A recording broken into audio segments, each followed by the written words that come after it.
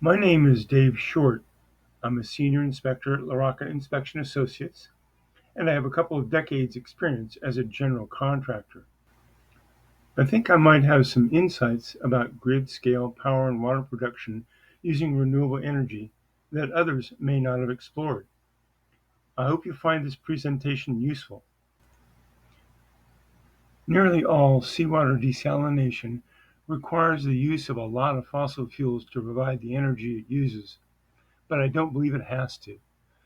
This project can avoid carbon-powered desalination that pollutes our air.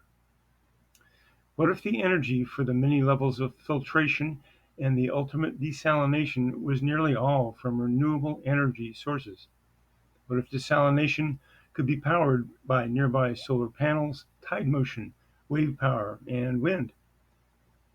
What if the makeup water for pumped hydroelectric energy storage was from very reliable desalinated water generated nearby? By combining the projects at one site, the construction costs, the civil engineering, and the soil movement could be minimized. There's an unusual site along the Southern California coast that is not very developed. There's a nuclear power plant at San Onofre, deemed too hazardous to continue operating about 10 years ago. People don't want to reside near a nuclear plant. The high bluffs near Mount San Onofre are used for basic endurance training of U.S. Marine recruits, and it appears little else. The 502 square kilometer Marine base at Camp Pendleton was requisitioned by using eminent domain during World War II. This was required in response to an earlier global threat, the threat of Adolf Hitler. The U.S. public owns the land, no individual or corporation has title. The 48 acres of Camp Pendleton was leased to the San Onofre Nuclear Generation Station about 60 years ago.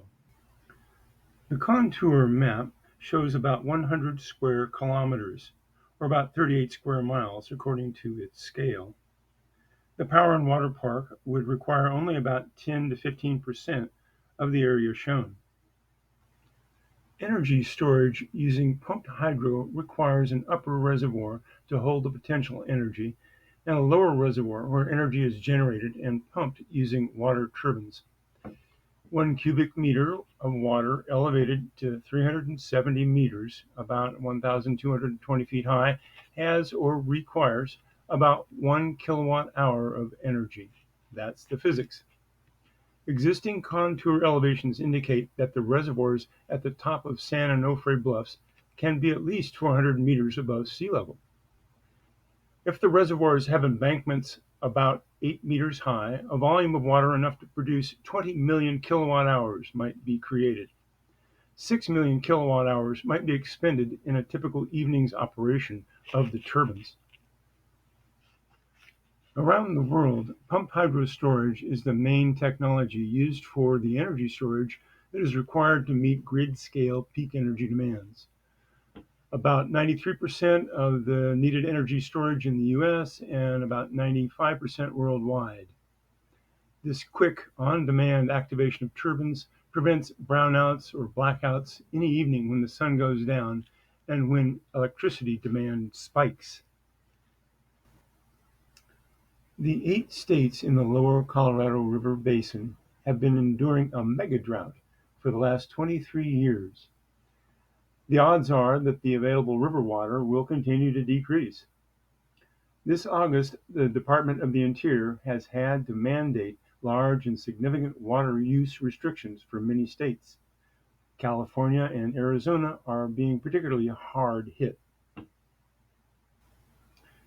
Putting pumped hydro reservoirs in energy storage at San Onofre is not a new idea. It was proposed by competent experts in 2019. The plan by the power plant engineers, Daniel Scorza and Robert D. Castro, was never acted on. Meanwhile, China has built several hydropower plants. China leads the world in the deployment of hydropower. When operating, the San Onofre nuclear power plant had power lines to support 2 gigawatts of power. Some of that infrastructure may still be usable. The Power and Water Park could plan for a similar 2 gigawatt pumped hydro power plant. Parts of the Camp Pendleton Marine Base have been leased in the past, leased for the nuclear power plant and leased for San Onofre Beach recreational use.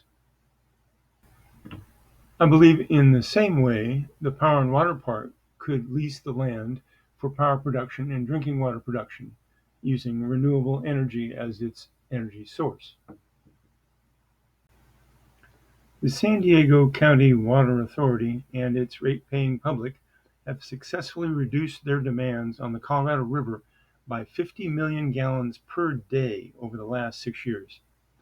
This willingness to reduce their drinking water needs through desalination benefited all of the other 7 states in the lower Colorado River basin.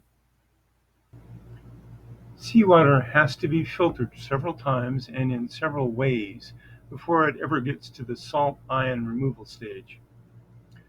The seawall facilitates several filtrations down to about 70 microns before it gets sent on shore for the last filtration and the ultimate salt removal.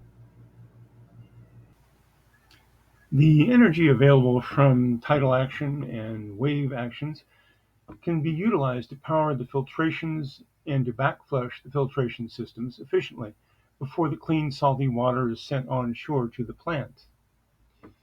The lagoon flows would also facilitate the safe dilution of the salt brine.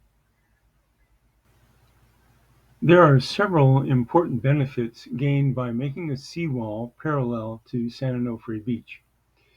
The resulting San Onofre Lagoon would have well-controlled water flows in and out, powered by the tides.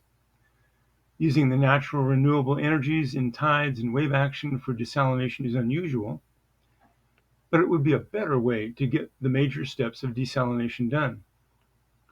The lagoon water should never be stagnant and can be a very attractive recreational facility. A divider wall in the lagoon could allow for a separate desalination water storage area at sea level, and thus make hydropower production significantly more efficient. This is a simple sketch showing a possible seawall cross-section. This sketch illustrates some basic concepts. The seawater gated flow into and out of the lagoon will allow filtration and backflushing at the ocean side using motorized tide-based gates on each pipe.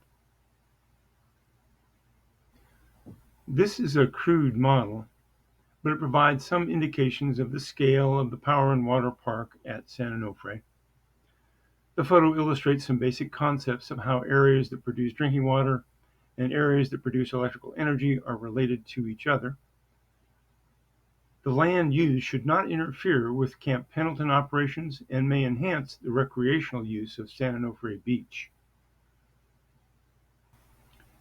Original construction of San Onofre Nuclear started in the early 1960s. The cost in original dollars was about $4.5 billion. Decommissioning started 9 years ago. It is ongoing and may cost an additional $5 billion. The Power and Water Park could help resolve this $5 billion problem. With interdepartment coordination, there may be a side benefit of the project. A portion of the soil being excavated for the lower reservoir could help deal with the ongoing decommissioning problem of nuclear waste at San Onofre. Some areas for grid-scale solar energy production would work well at the site. Uniform terracing of nearby hillsides would make this efficient and relatively inexpensive. The benefits of the power produced and the water produced go well beyond the local areas. There are also benefits for various governmental agencies. Coordination and cooperation between departments and non-governmental organizations should benefit all concerned. To get some idea of the value of the Power and Water Park, Californians pay about 25 cents per kilowatt hour for electricity. 6 million kilowatt hours of peak demand energy per day should be valued at over $1.5 million per day. That's about 540 million in 1 year, 5.4 billion over 10 years. The current value of 100 million gallons of drinking water per day is about $500,000 and likely to go up. That means revenues of about $180 million in 1 year, $1.8 billion financed over 10 years. If safely storing nuclear waste at Camp Pendleton is coordinated, the value of that side project may approach $5 billion. Ratepayers using the power and water will need to finance construction and maintenance. However, there are benefits that go far beyond the San Diego County Water Authority. This project should help folks inside and outside of California and Americans in general. At least the engineering feasibility studies should be paid for with federal and/or state funds. Coordination and cooperation between various U.S. departments and non-governmental organizations should benefit all concerned. The initial evaluation and appraisal of the project will require information and input from many very important groups involved with and interested in such a power and water park.